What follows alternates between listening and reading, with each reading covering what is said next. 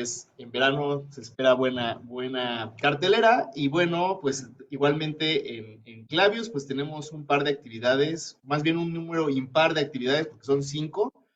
Entonces, si quieren consultar la cartelera, pues en nuestra página web, clavius.ibero.mx, o en redes sociales ya está la cartelera del mes. Y también vamos a tener un curso, el curso que damos todos los veranos de astronomía básica.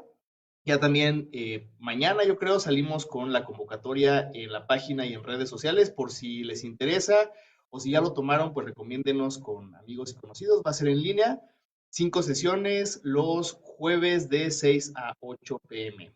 Entonces, ahí si gustan hacernos promoción para que más gente se involucre en estas actividades. Y también tenemos un par de actividades híbridas. Por ejemplo, la semana que entra, si el clima nos lo permite, pues vamos a tener una observación acompañada de una lectura de poesía y textos astronómicos, como el año pasado. Entonces, si gustan participar, también ahí en la página web se pueden registrar. Allá está abierto el registro para que los que no tengan credencial de la Ibero, pues nosotros les mandemos el pase de entrada.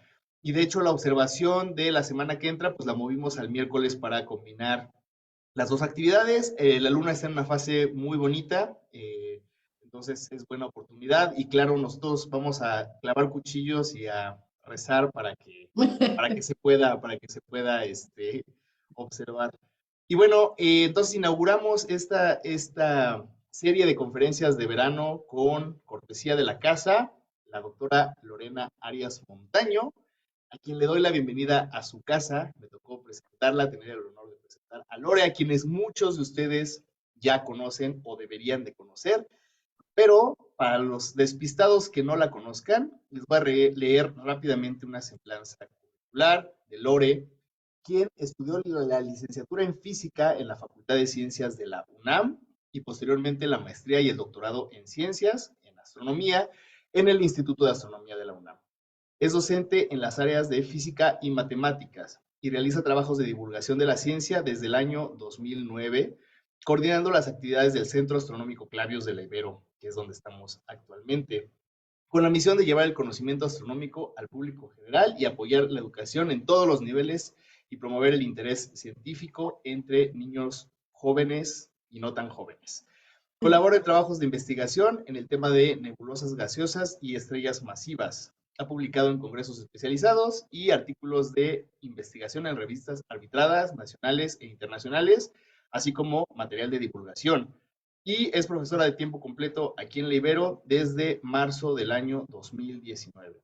Y bueno, Lore hoy nos va a deleitar con una charla sobre algo bien interesante y que a lo mejor tiene que ver con el libro que nos recomendó Arnulfo. Entonces, Lore, pues ahora sí te cedo el micrófono. Lorena, Gracias. Eduardo, buenas tardes. Hola, buenas tardes. Bueno, vamos a apagar los micrófonos también, como es costumbre.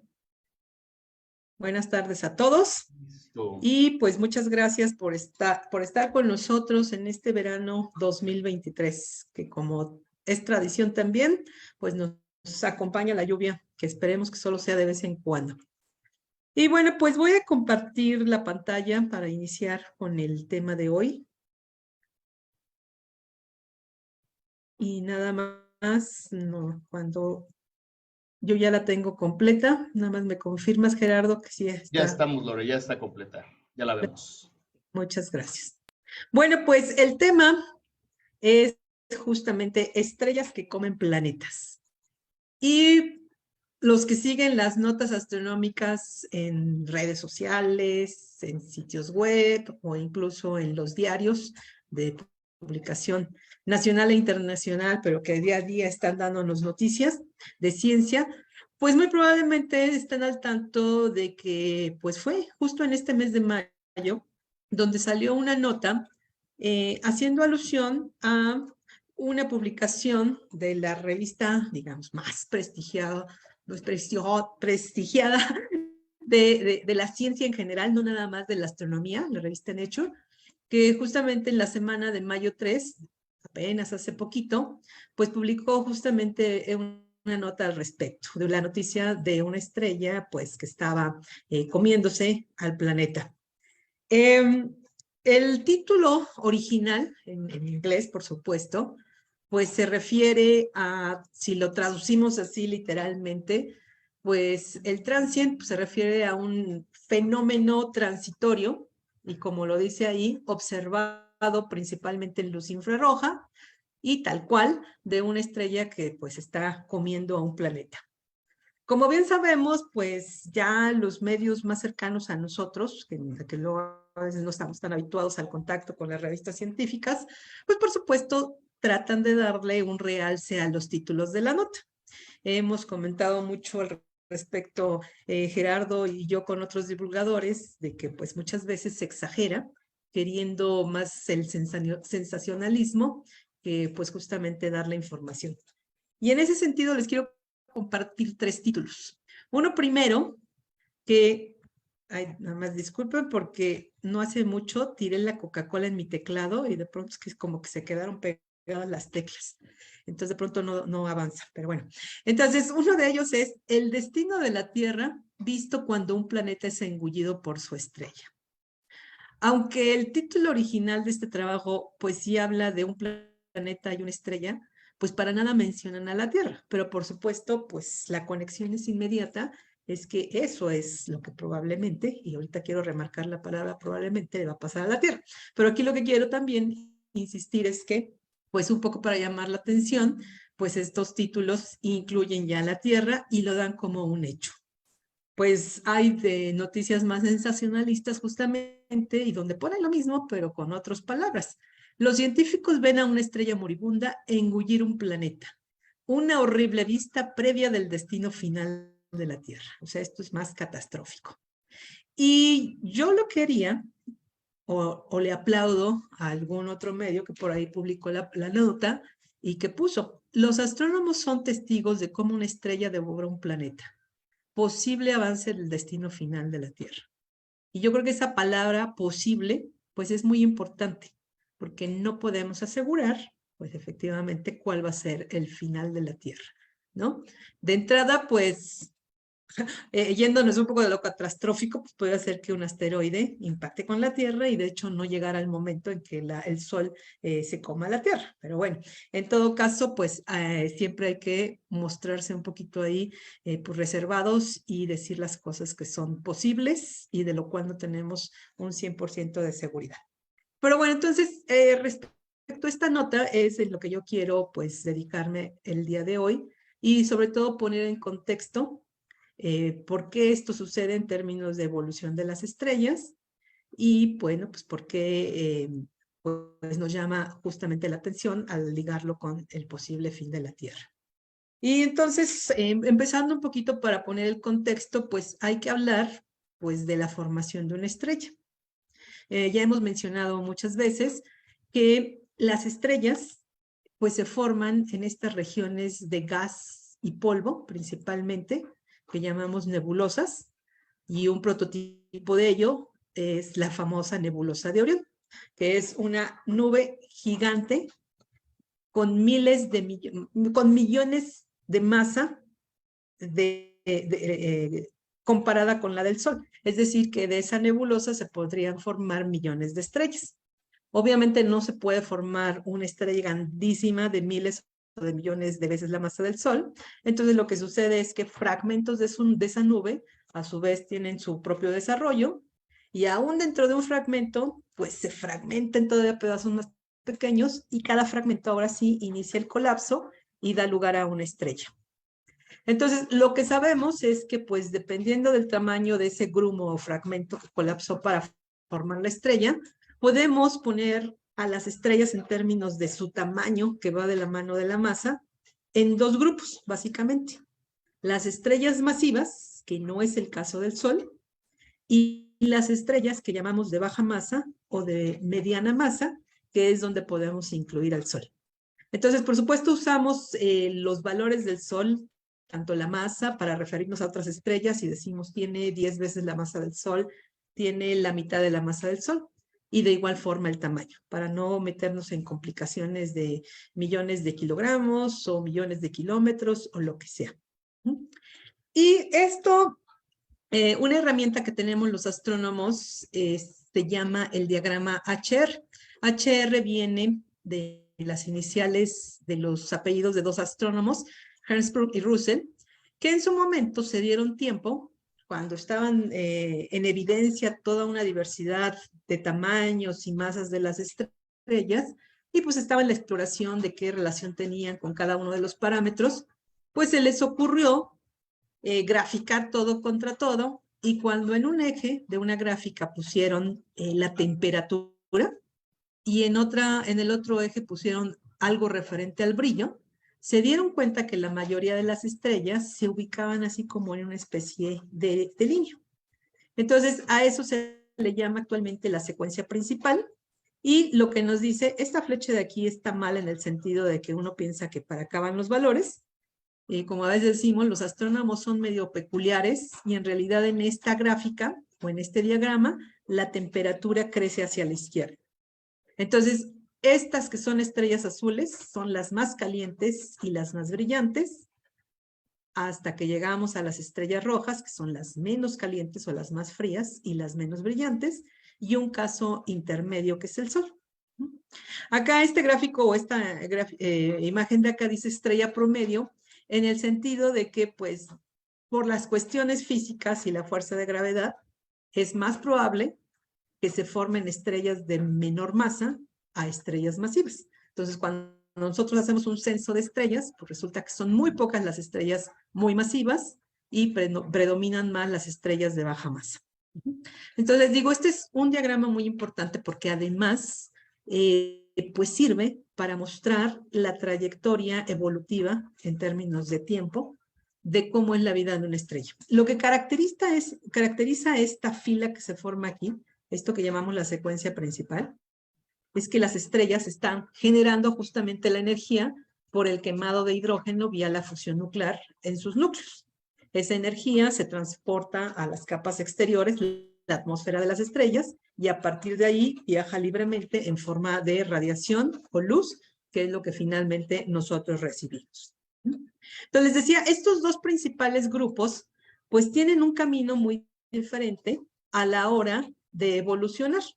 Las estrellas sabemos que no viven para siempre, y justamente cuando se acaba el hidrógeno que hay en el núcleo, y entonces pues llegan a un déficit energético, ya no tienen de dónde generar la energía, pues entonces empiezan a tener cambios.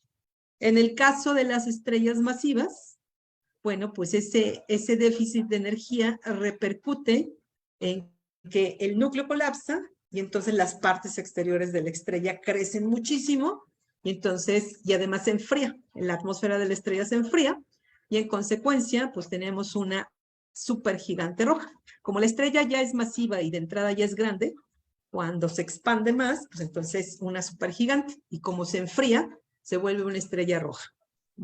En el caso de estas estrellas masivas, y algo que no he mencionado es dónde podemos poner, digamos, la frontera entre dónde cae una estrella y dónde cae la otra, pues, digamos, no es un número exacto, pero podríamos decir que entre 7 y 10 veces la masa del Sol es el punto de decisión de que si la estrella está de este lado o la estrella está en el otro grupo. Entonces decíamos que las estrellas que son masivas, pues primero pasan por una etapa de supergigante roja, y después tienen una explosión. O sea, el núcleo colapsa, y es un colapso que genera una explosión. Y eso es lo que llamamos la explosión de supernova. Y dependiendo, o sea, sorprendentemente, no se destruye toda la estrella. Parte del núcleo sobrevive, y dependiendo de la masa que queda en ese núcleo, podemos tener dos casos. El remanente de la estrella que termine como una estrella de neutrones, que hay los puristas que dicen no deberíamos llamarle estrella de neutrones porque propiamente ya no es una estrella, es un remanente o un residuo estelar, pero a final de cuentas es una estrella de neutrones, como le llamamos. Y en el otro caso, pues podríamos también tener un agujero negro. Entonces, este es el escenario de cómo terminan las estrellas masivas. Y en nuestro caso, o en el caso de nuestra estrella, que es una estrella de baja masa, bueno, pues de inicio es muy parecido a lo que le pasa a la estrella masiva. Cuando ya no tiene el hidrógeno para quemar, por este déficit de energía, de material, pues también el núcleo colapsa y las capas externas se expanden, y entonces se convierte en una gigante roja. Pero algo que siempre queremos insistir, porque a veces hay una confusión, el Sol nunca, nunca va a explotar como una supernova. No le corresponde por la masa que tiene. ¿Qué es lo que va a suceder? Pues justamente se generan unos vientos estelares en esta fase de evolución que genera una nebulosa. Las capas externas de la atmósfera se separan del núcleo y generan una nebulosa alrededor, que es a lo que llamamos una nebulosa planetaria. Esa nebulosa poco a poco se va a ir difuminando en el medio interestelar y con lo que nos quedamos es con el núcleo, que también colapsa, pero el gas entra en un estado físico ya no de gas ideal, sino algo que llamamos un gas degenerado. Esa presión del gas degenerado detiene el colapso y entonces con lo que quedamos es con una enana blanca. Y eso pues entonces también lo podemos visualizar en este diagrama que les digo que es muy importante en la astrofísica, porque nos marca justamente la evolución que siguen las estrellas. Entonces, a partir de aquí, de la secuencia principal, estas estrellas de baja masa, decimos, se van a convertir en gigantes rojas y después van a seguir un camino para acá. Esta sería la zona de nebulosas planetarias y después se vienen para acá a terminar como enanas blancas. Hipotéticamente o teóricamente, después tendríamos una última fase de este tipo de estrellas que serían las enanas negras, donde ya no tienen ninguna emisión de luz y sería el remanente estelar frío. Y en el caso de las estrellas masivas, pues se vienen por acá, llegan a la parte de supergigantes, pero decíamos, estas eventualmente explotan como supernova y ya después no las podemos ubicar en este diagrama. Entonces, esto es algo muy importante de tomar en cuenta por lo que queremos, ¿no? Porque si ahora vamos con lo que la conexión que queremos hacer entre estrellas y planetas, pues ahora vamos a hablar muy rápidamente de la formación de los planetas.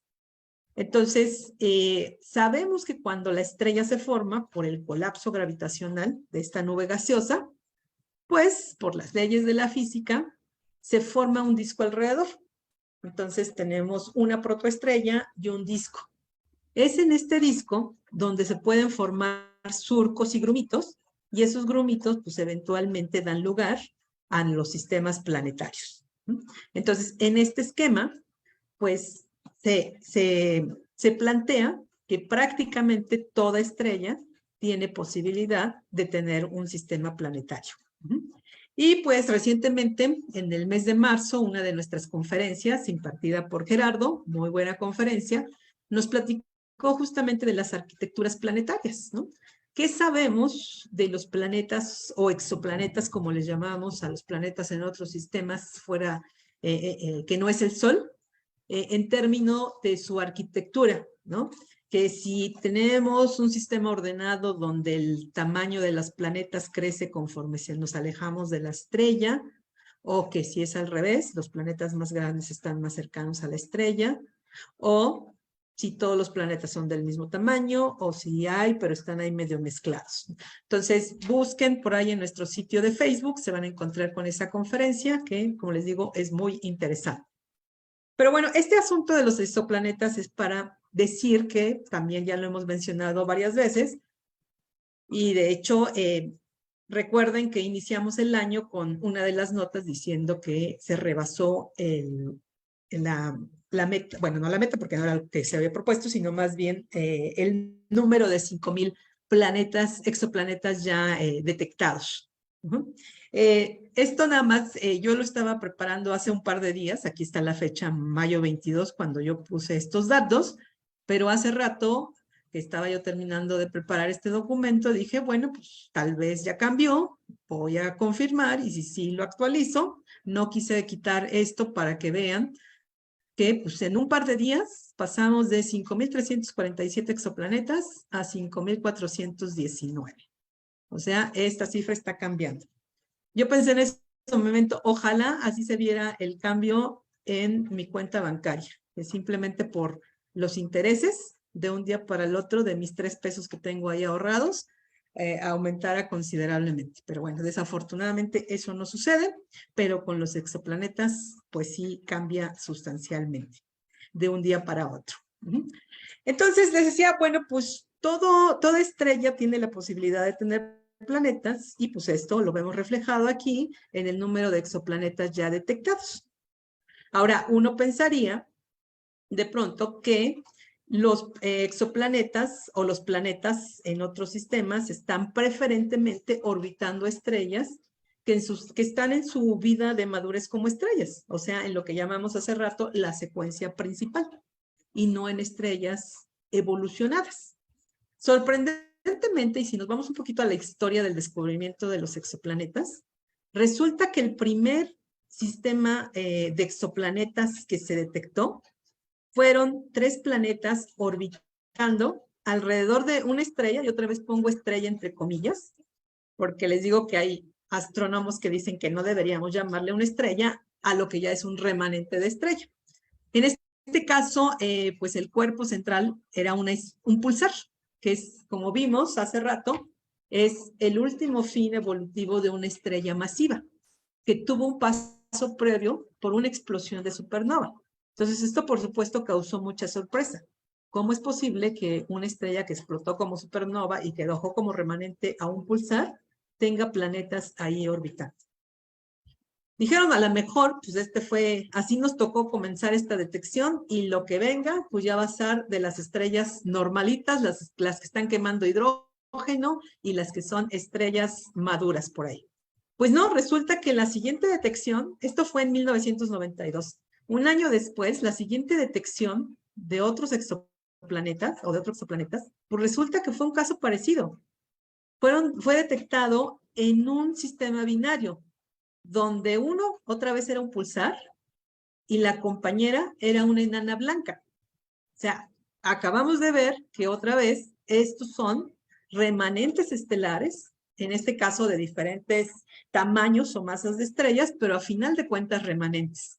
Entonces, así como que, a ver, esto y esto, no, pero bueno, por supuesto, después ya se empezaron a encontrar exoplanetas y es lo que domina efectivamente actualmente en estrellas de la secuencia principal.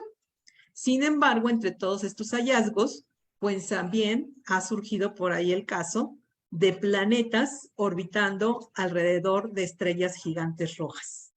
Y otra vez, como acabamos de ver, este no es el último fin de una estrella, pero sí es un estado muy avanzado en la evolución de una estrella, donde la estrella ha tenido ya cambios sustanciales. Entonces, por supuesto, pues lo que viene aquí son una serie de preguntas como, ¿puede un planeta sobrevivir la explosión de una estrella? Como en estos 2 primeros casos que yo les mencioné. Pues habría que ver. Hay algunos modelos que dicen que sí se podría y que sobre todo si la estrella que explota es parte de un sistema binario, tiene todavía más posibilidades de no ser destruido en la explosión como supernova de una estrella.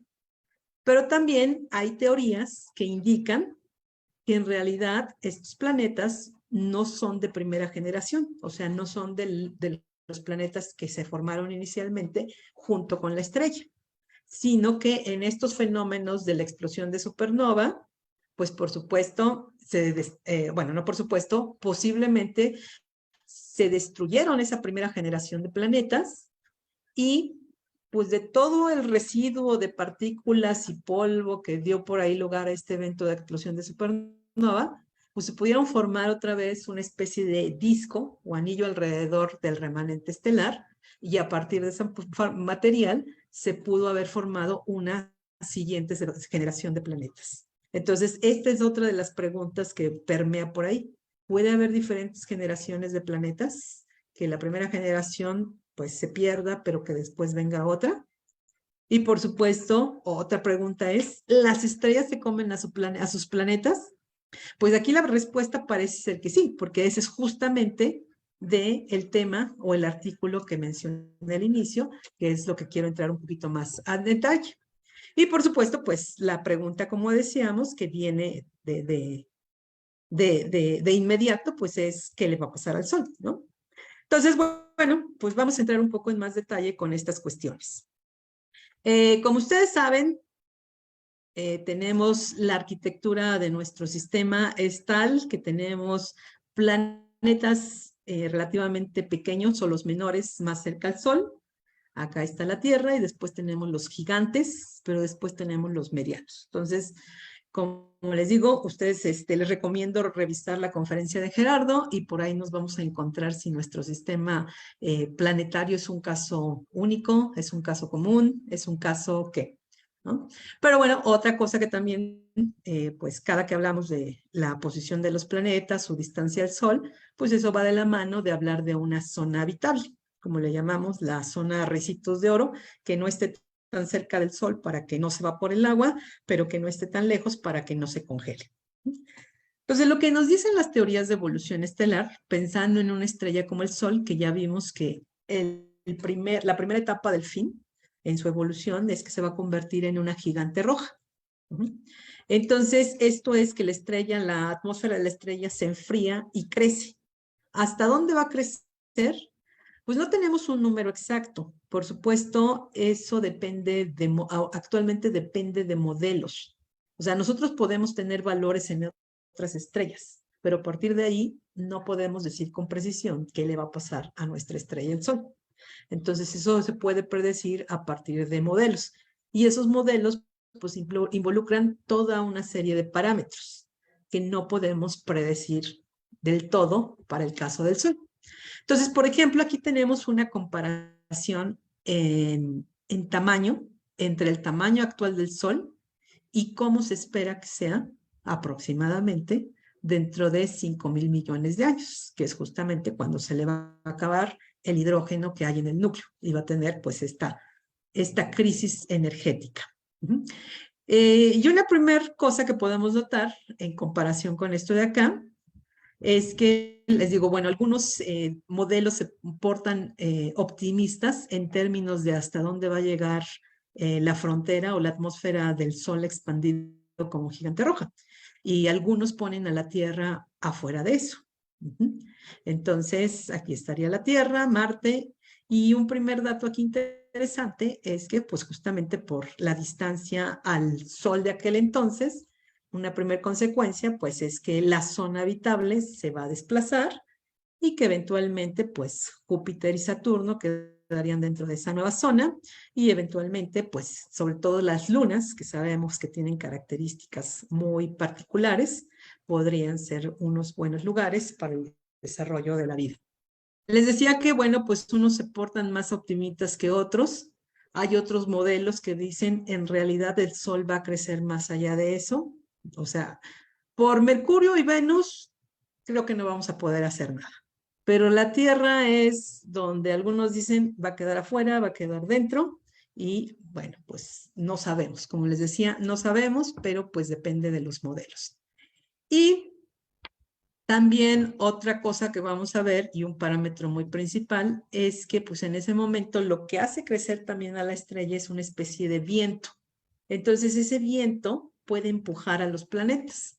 Entonces si actualmente la Tierra está por acá, pues puede ser que como consecuencia de ese viento, esa energía mecánica que lleva el viento, la Tierra se vaya un poquito más afuera, la órbita de la Tierra crezca y eso le podría un poquito ayudar a definir si queda afuera del Sol o dentro del Sol cuando el Sol se convierte en una gigante roja.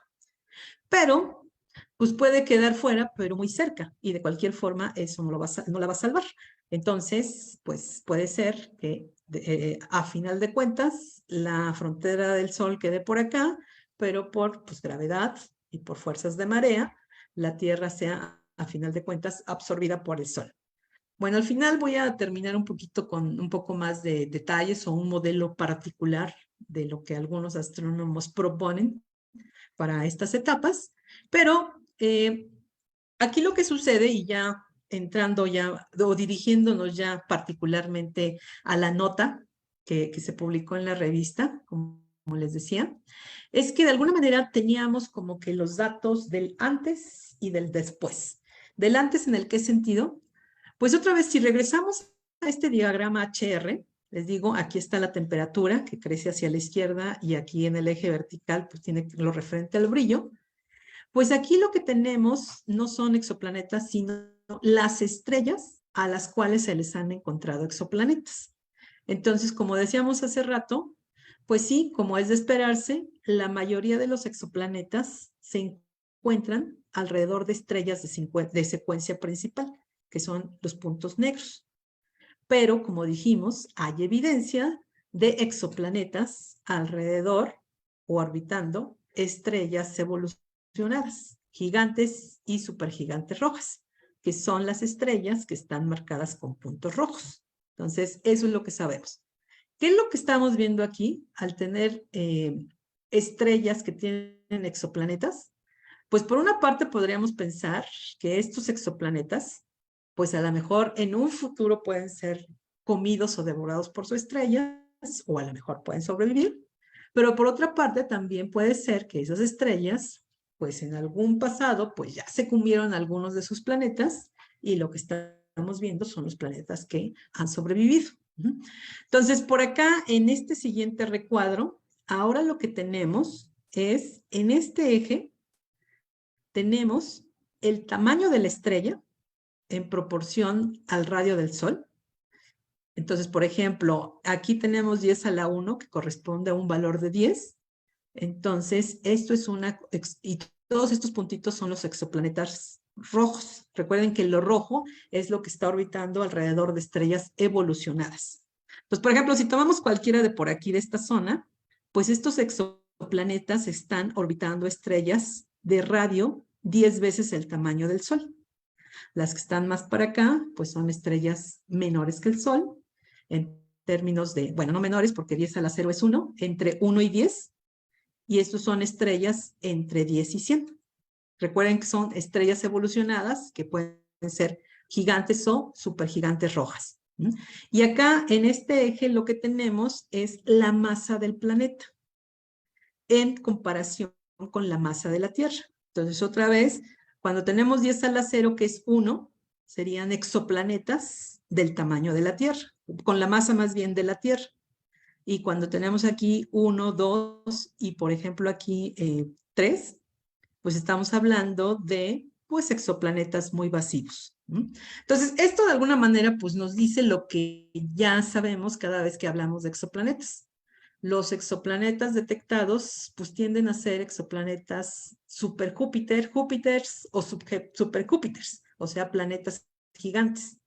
Y eso pues nos puede a veces confundir y decir, pues es que pues, los otros exoplanetas son gigantes, pero también puede haber un sesgo de detección. En los pequeñitos, por ejemplo, los que son del tamaño de Mercurio, pues no los podemos ver justamente porque son pequeñitos. Entonces, acá en esta otra gráfica, otra vez, en este eje tenemos el tamaño de la estrella y acá ahora tenemos el tamaño del planeta. Y sigue siendo lo mismo. Los puntitos negros corresponden a exoplanetas que orbitan estrellas de secuencia principal y los rojos, exoplanetas alrededor de estrellas evolucionadas. Y otra vez, pues lo que vemos es que los puntos rojos corresponden a estrellas de radio muy grande, pues porque están evolucionadas, pero los exoplanetas que vemos, pues son en realidad planetas de masas mucho mayor que la Tierra. En realidad, esta gráfica de aquí y la de acá es la misma, solo que esto es la zona nada más de acá. Acá no están puestos los puntos negros y aquí está puesto todo en conjunto. Y ya nada más para terminar con estas gráficas, les digo, a veces las gráficas son un poco difíciles de visualizar o entender, pero en realidad nos dan muchísima información. Aquí, en lugar de radio, pues lo que están poniendo los autores de este trabajo es la masa de la estrella comparada con la masa del Sol y la masa del planeta comparado con la masa del planeta Tierra.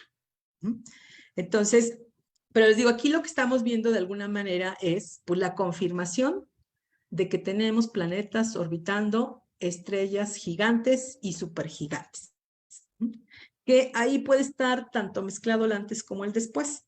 Pero en otro tipo de observaciones, donde pudiera ser que lo que estamos observando el después de que las estrellas se comen a sus planetas, pues resulta que es muy común encontrar en los sistemas, bueno, de entrada se dice que prácticamente la mitad de las estrellas están en sistemas binarios, si no es que más, que es muy común que las estrellas estén en sistemas binarios.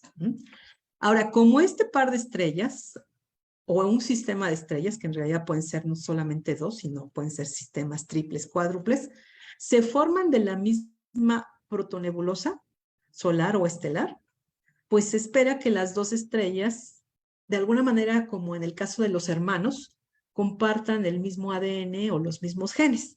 Y en este caso se espera que las estrellas pues, prácticamente tengan los mismos elementos químicos en proporción, que tengan la misma cantidad de carbón, de nitrógeno, de hidrógeno, bueno, de todos los elementos. Y resulta que es muy común encontrar que en sistemas binarios alguna de las estrellas como que tiene una diferente composición química.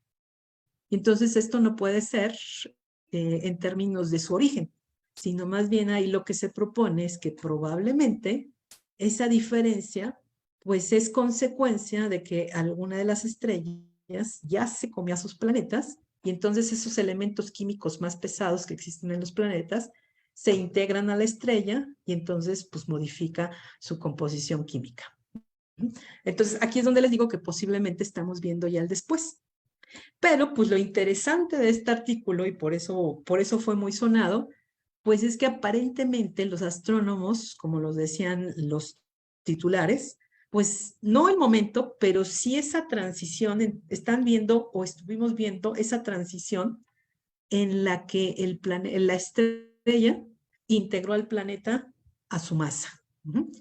Entonces, bueno, la historia de esta nota comienza con un sistema de un telescopio que está robotizado, que se llama el ZTF.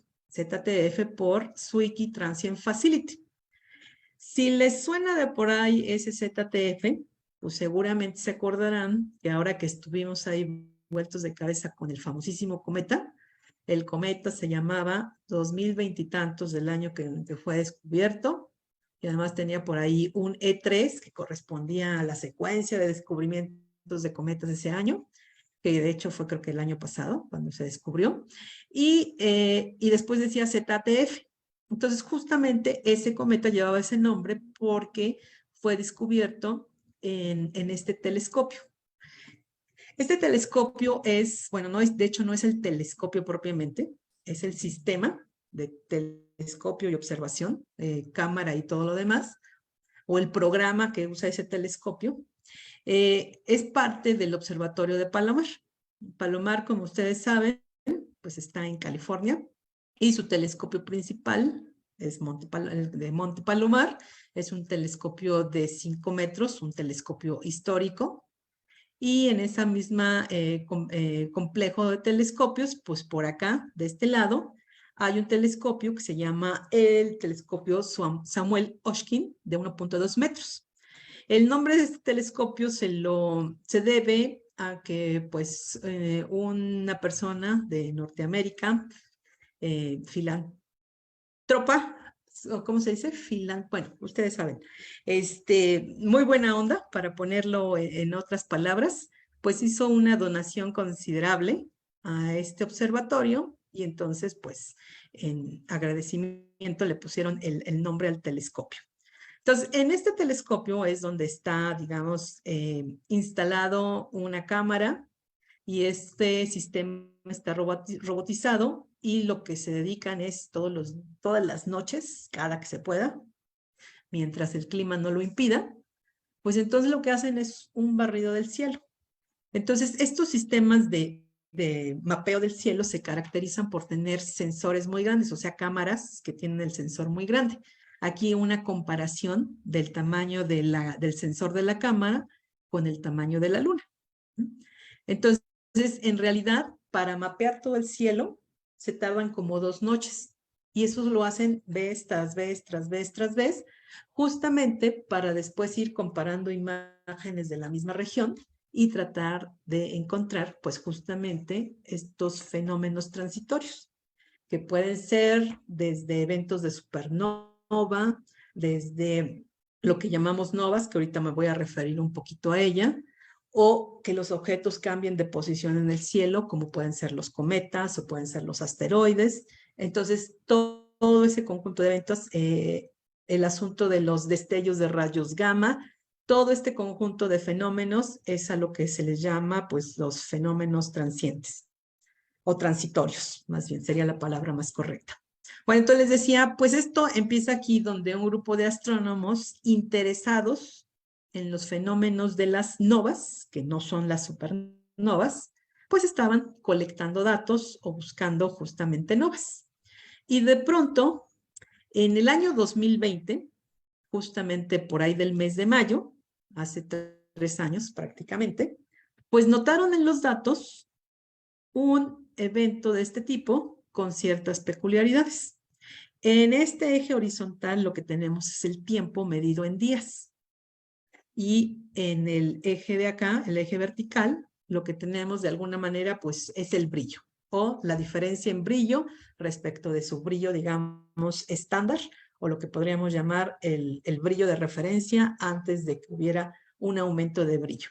Entonces, pues lo que se puede fijar, hay muchísimos puntitos y eso es pues, porque el telescopio usa diferentes filtros. Entonces usa el filtro R, el G, el I y además también se pudo comparar estas observaciones con otros telescopios.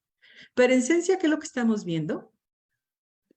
Que a lo largo del tiempo, a lo largo de los días, pues prácticamente esta zona del cielo o este objeto del cielo tenía un brillo ahí más o menos constante y de pronto aumentó rápidamente de brillo y después otra vez al pasar de los días fue disminuyendo en brillo. Eso pues uno de pronto puede pensar, pues eso suena a lo mejor alguna supernova. Pero las supernovas pues están muy bien caracterizadas por cómo son estas curvas. A esto le llamaríamos una curva de brillo, cómo están las curvas de brillo y todo lo demás. Entonces, una primera cosa que le llamó la atención a estos astrónomos que están trabajando con estos datos es esto de aquí. El aumento de brillo, muy, muy rápido. En tan solo 10 días, el objeto que estaban observando o que se estaba registrando ahí pasó de aumentar prácticamente 100 veces el brillo en tan solo 10 días. Y otra peculiaridad también es que pues esa bajada de brillo para después regresar otra vez al que tenía originalmente más o menos, pues se tardó bastante, del orden de 6 meses. Les decía que estos astrónomos lo que estaban buscando era las llamadas novas. Y estas dos características que tenemos aquí, de alguna manera, pues no correspondía con lo que ellos estaban buscando. Cuando nos referimos a una nova, a diferencia de las supernovas, que es la estrella que explota, es que lo que tenemos aquí es una enana blanca. Una enana blanca que está en un sistema binario, entonces su compañera es una estrella de secuencia principal, por ejemplo, otro Sol, pero están tan juntas que por atracción gravitacional hay transferencia de masa de esta estrella a la enana blanca, y entonces esa acumulación, pues de alguna manera es energía, y eventualmente pues eso genera una especie de explosión. Pero no es una explosión tan energética como una supernova. Lo que se sabe, pues es que este aumento de brillo, aquí les doy, esta es una región del cielo donde se detectó una nova, que corresponde a un evento de estos. Aquí tenemos la estrella, antes del aumento del brillo, y de pronto, durante la erupción, por esta acreción o acretación de material de su compañera, pues entonces aumenta sustancialmente de brillo, y después de un corto tiempo, regresa a su brillo otra vez como originalmente estaba. Y estas novas pueden ser recurrentes. Entonces regresa aquí y un cierto periodo después, que pueden ser años o cientos de años, a lo mejor puede ocurrir otro evento del tipo. Pero les decía, estos eventos están muy caracterizados en el sentido de que esta bajada, en realidad, si ustedes ven aquí otra vez son días, no están referidos a un cero como antes, pero son días, pero desde que se da el máximo del brillo a que regresa a su brillo anterior, pues son del orden de 10 días. Y si se acuerdan, acá estábamos hablando de 6 meses. Entonces, como que eso no correspondía. Entonces, aquí yo les pongo, ya que en este objeto donde se vio ese cambio de brillo, pues después se buscaron observaciones que se estuvieran previamente. Acuérdense, nuestro objeto se llama ZTF 2020 porque es el año en que fue detectado.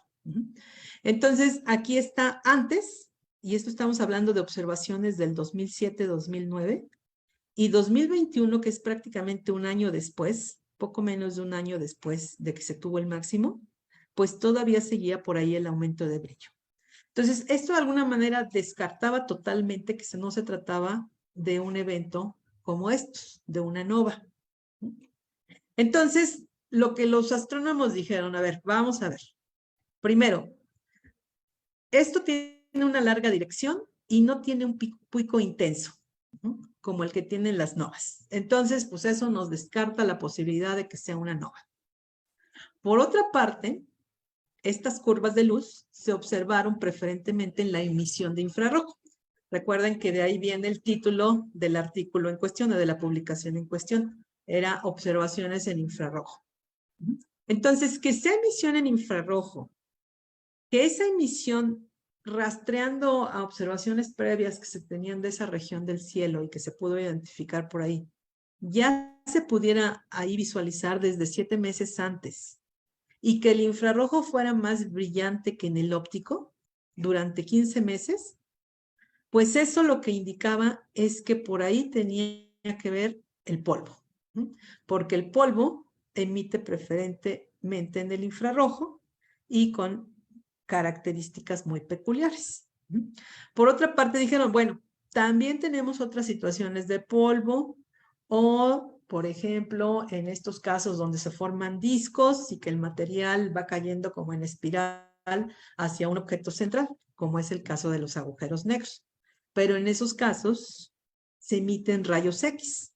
Entonces buscaron emisión en rayos X y no encontraron. Entonces dijeron, pues también podemos descartar que sea un disco de acreción alrededor de un hoyo negro o alrededor de una estrella de neutrones o algo que tenga que ver con esto que se caracteriza por reemisión de rayos X. Entonces dijeron, bueno, pues ni modo, hay que seguir buscándole. Entonces lo que hicieron con esta información y dijeron, bueno, pues la clave es que hay que seguir el polvo. Entonces se tiene mucha información de los procesos físicos de la emisión del polvo y se pueden hacer modelos. Entonces, haciendo modelos de emisión en infrarrojo, a partir de la emisión 120 días después de que se tuvo el máximo de brillo, pues eso correspondía a una estrella cuya atmósfera, o un objeto, digamos, estelar, cuya atmósfera fuera del orden de 9.000 kilómetros. Pero pues esto es algo relativamente caliente. Y una emisión de polvo que estuviera también por ahí de 1.000 grados. El polvo, les decía, es relativamente frío y cuando emite, pues se calienta. Y con estos mismos modelos de emisión en infrarrojo, se fueron más adelante y dijeron, vamos a modelar ahora 320 días después de la emisión pico.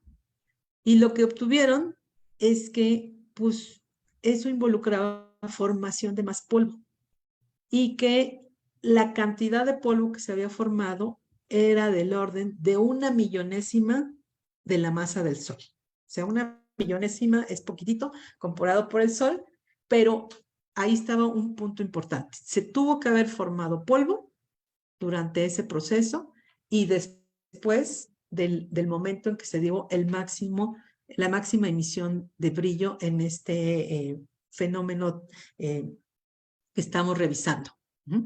Bueno, pues los astrónomos dijeron, ahorita todavía no podemos decir mucho, hay que seguir buscándole por todos lados, pues porque todavía no tenemos la respuesta. 6 meses después, en noviembre del año del descubrimiento de esto, dijeron, pues vamos a tirarle ahora con los telescopios grandes. Entonces fueron a tomar observaciones en uno de los telescopios Keck. En estos telescopios Keck, que son 2 y que están en una de las islas de Hawái, pues pueden ver en el óptico y en el infrarrojo y particularmente pueden tomar espectros. Los espectros son una información importante, ustedes saben, en la astronomía. Entonces tomaron el espectro de este objeto y lo que encontraron es que pues no tenían líneas de emisión. O sea, los espectros típicamente tienen este tipo de comportamiento que puede subir a lo que le llamamos el continuo, y sobre ese continuo hay líneas que pueden ser de emisión y que entonces tienen estos piquitos de subida, y también las llamadas líneas de absorción, que son cuando vemos estas líneas que van hacia abajo. Entonces, resulta que dijeron, bueno, a ver, si seguimos pensando en estos fenómenos de novas y cosas así, pues no se parecen, siguen sin parecerse. Cuando lo queremos comparar a algo conocido, pues resulta pues que de alguna manera se parece a una estrella gigante, que es la línea roja que tenemos marcada acá. Las observaciones de este objeto ZTF son esta línea negra. La naranja y la morada son espectros de novas, que decíamos que de alguna manera ya los estaban descartando, pero por no dejar, dijeron, a ver, vamos a comparar. Y la roja es un espectro de una estrella gigante, con una temperatura en la atmósfera de aproximadamente 3600 Kelvin. Entonces, una estrella gigante y además fría, pues corresponde muy bien con una estrella supergigante, ¿no? Más bien, que implica pues una estrella que ya pasó la secuencia principal y que está al inicio de su muerte. Entonces, bueno, pues además, tomando más espectros en otros telescopios, o sea, dijeron, no podemos concluir así todavía nada, tomando más espectros en otros telescopios, se encontraron por ahí que también había absorción en las bandas de la molécula del agua. Y aunque aquí digo agua, no quiero decir que lo importante de esta absorción sea la presencia del agua. En realidad, el agua es muy común encontrarse en las atmósferas de las estrellas, pero pues porque estamos hablando de vapor de agua, no agua líquida. Entonces, lo que encontraron también comparando con otros espectros conocidos es que esto se parecía mucho a lo que los astrónomos llaman las novas rojas, que es un fenómeno donde otra vez como en las novas tenemos un aumento de luz, pero que la causa, aunque no es del todo conocida, pero sí se tienen indicios por ahí. Y si ustedes han seguido las observaciones del telescopio espacial Hubble, esto de aquí es una de las fotos también icónicas del telescopio espacial y que es lo que podríamos llamar también una nova roja. Es una estrella que tiene variaciones en el brillo y que además, como vemos aquí, pues también es como un eco de esa variación, de esa onda de choque por ahí, y que tiene mucho polvo alrededor también. Entonces, esta estrella le han seguido su evolución y las teorías más probables, que es lo que da consecuencia a ese tipo de la emisión, es que lo que se tiene es la fusión de dos estrellas en un sistema binario. Entonces, nuevamente tenemos un sistema binario donde las estrellas están tan juntas que poco a poco, digamos, van juntándose más hasta que terminan convirtiéndose en una sola estrella. Y por supuesto, en el proceso queda un anillo, queda formándose un anillo de polvo y otro material alrededor de la estrella. Entonces dijeron, pues esto se parece mucho, pero pues hay que seguir buscándole a ver de qué se trata con esta nueva perspectiva. Entonces lo que hicieron fue poner en un diagrama que tiene que ver con la duración de lo que tuvo este pico y bajada de luz con la luminosidad y comparando con eventos conocidos de otras novas rojas. Entonces resulta que aquí con todos estos colores está todo lo conocido, que hay una tendencia a seguir en esta línea, pero este objeto peculiar, ZTF 2020, me estoy comiendo algunas letras para no decir tanto, pero pues como que cae en un rango de luminosidad muy abajo. Entonces dijeron, a ver, pues si tiene comportamiento como que de algo se está fusionando ahí, pero la energía o la luminosidad como que ahí tiene un déficit, pues vamos a seguir modelándole por ahí. Y entonces lo que encontraron es que la emisión que se podía medir correspondía a una especie de fusión, pero entre una estrella y un cuerpo muy pequeño, un cuerpo de 10,000 veces menor a la masa del Sol. Y pues ya cuando pensamos en cuerpos de este tamaño, pues ya no pensamos en un sistema de dos estrellas. Entonces ahí es donde empezó ahí a a caerles el 20 a los astrónomos y decir, a ver, un cuerpo grande que es una estrella y un cuerpo pequeño que tiene como 10 veces la masa de Júpiter, pues ¿no será que lo que estamos viendo es más que la fusión, es la estrella comiéndose al planeta? Que al final de cuentas, pues sí es una especie de fusión. Y entonces, pues los astrónomos estaban fascinados con esta nueva propuesta, de decir, pues como les decía yo antes, de alguna manera como que tenemos evidencia de que sí las estrellas se comen a sus planetas y como que tenemos ahí planetas que siguen orbitando a las estrellas gigantes rojas, pero no hemos visto justamente este eslabón perdido de en qué momento sucede esto. Entonces, les digo, esto fascinó a los astrónomos que estaban trabajando con estos datos y siguieron y dijeron, pero bueno, todavía no podemos así sacar esta noticia y vamos a seguir dándole con otros telescopios. Se fueron a uno de los observatorios de un sistema que se llaman los telescopios Gemini, que por su nombre son 2 telescopios gemelos, solo que uno está en el hemisferio norte y otro está en el hemisferio sur, y le tomaron fotografía y le tomaron todo lo que pudieron. Esta foto ya se las presenté por ahí, y esta es la foto de este telescopio Gemini. Pero bueno, pues ya con todo esto en evidencia y con esta idea candente de lo que estaban viendo es la estrella comiéndose al planeta, pues nuevamente aplicando los modelos a partir de las características de la emisión que estaban recibiendo, pues lo que dijeron, lo que estamos viendo es una estrella que tiene entre 1.8 y 1, no, aquí me falló, es 0.8 y 1.5 veces la masa del Sol, o sea, muy cercana a una estrella como el Sol, que tiene entre 1 y 4 veces el tamaño del Sol. Esto es una estrella que está en su fase de gigante roja y que está absorbiendo la masa de un cuerpo del tamaño entre 1/10 y 1 vez la masa de Júpiter. Entonces, esto fue cuando hicieron, pues, o sea, si ustedes cuando leen la nota lo que dicen es, a ver, aquí lo que estamos viendo con toda certeza es un planeta y ese planeta fue devorado por la estrella, pues no es tanto como eso. Lo que estamos viendo es evidencia de la emisión de luz que se puede modelar, o primero que se puede descartar en términos de otros procesos, como los de las novas o de las novas rojas, y que cuando se busca otra explicación, la más probable es que pues sea la estrella en el proceso de estar absorbiendo el planeta.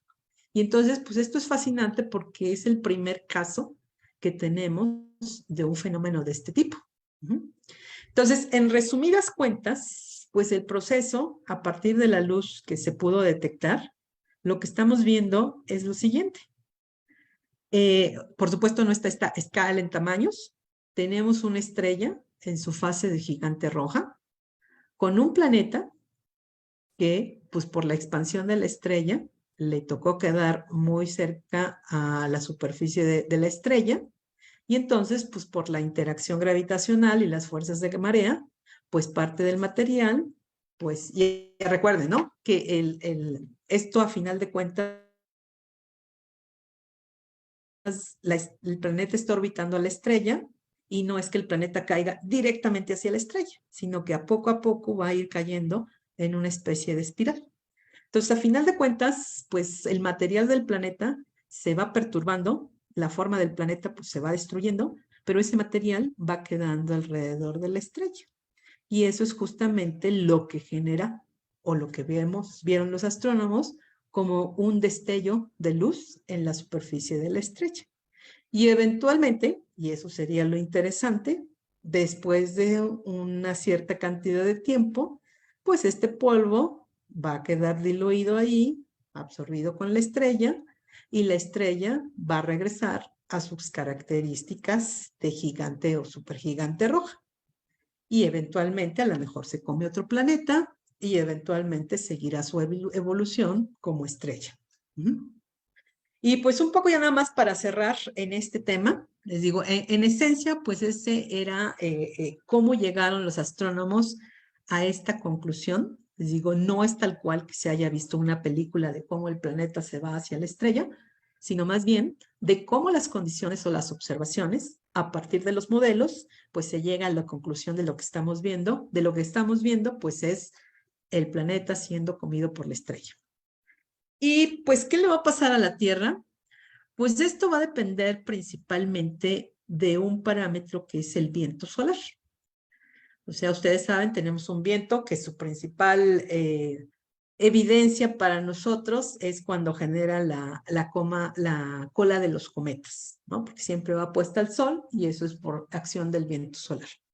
Este viento solar, pues no nada más es luz, también son partículas. O sea, el sol está perdiendo masa, pero está perdiendo masa de una manera tan lenta que necesitaría como del orden de más de la edad del universo para perder menos de la mitad de su masa. O sea, es una pérdida chiquitititita.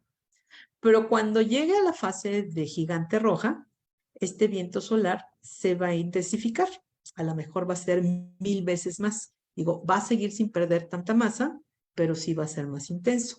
Entonces, este es uno de los parámetros principales para poder decir qué le va a pasar a nuestra Tierra. O sea, ahorita podemos cuantificar el viento solar, pero no sabemos exactamente qué cambios va a tener dentro de 5,000 millones de años. Entonces, entre uno de los muchos modelos que existen en la literatura respecto de este tema, de cómo se va a afectar la Tierra, la órbita de la Tierra, conforme el Sol empiece a cambiar, les digo, este es uno de los muchos modelos. Entonces, aquí en una gráfica, en esta gráfica lo que tenemos es la edad del Sol, y aquí lo que tenemos es el tamaño. Como tenemos el radio entre el radio del Sol, pues el 1 corresponde al estado actual y obviamente cuando empiece a crecer como gigante roja, pues entonces esta curva tiene que subir. Y aquí lo que nos van diciendo es cuánta masa va a ir perdiendo o más bien con cuánta masa se va quedando en ese momento. Entonces, cuando ya esté avanzado el proceso de gigante roja, pues en lugar de tener el 1 o el 100%, solo va a tener el 67% de la masa. Va a seguir perdiendo masa y esta línea punteada que tenemos aquí corresponde a la órbita de la Tierra. Entonces, la primera triste noticia es que en la mayoría, particularmente en este modelo, pero en la mayoría de los modelos, lo que nos dicen es que el tamaño final del Sol va a ser más grande que la órbita que tiene la Tierra. Entonces, en ese sentido, de acuerdo a los modelos, lo más probable es que el Sol, pues sí, nuestro planeta Tierra, pues sí sea absorbido, como lo estamos viendo en estas observaciones, por el Sol.